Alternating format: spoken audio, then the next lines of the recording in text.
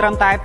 $203ក្នុងមួយខែពុកម៉ែបងប្អូនអាចដករថយន្តនេះយកទៅប្រើប្រាស់បានហើយពុកម៉ែបងប្អូនទាំងគ្នាជាមួយនឹង model Linko Set 20ដែលជាកូនពៅរបស់ model Link & Co ផ្ទាល់តែម្ដងសម្រាប់រថយន្តនេះពុកម៉ែបងប្អូនទាំងគ្នា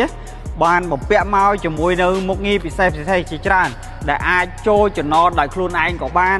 ហើយអ្វីដែលសំខាន់ភ្ជាប់មកជាមួយនៅ sensor រហូតដល់12គ្រាប់ហើយបើនិយាយពី option គេច្រើនមែនតើពុកម៉ែបងប្អូនទាំងគ្នាប្រព័ន្ធចាប់គន្លងផ្លូវចាប់លបឿនរថយន្តខាងមុខ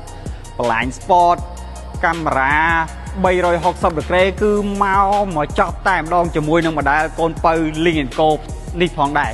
អញ្ចឹងសម្រាប់ពុកម៉ែបងប្អូនដែលមានតម្រូវការចង់បង់រំលោះជាមួយធនាគារដៃគូសហការបងប្អូនអាចតាក់ទងមកបងប្អូនឥឡូវនេះដើម្បីទទួលបានតម្លៃពិសេសក៏ដូចជាការថែមជូនយ៉ាងច្រើនស្ថិតស្ថេរផងដែរធានាពិតប្រាកដសេវាកម្មពិតប្រាកដទំនុកចិត្តពិតប្រាកដនាំចូលនឹងចែកចាយដោយ SDB Group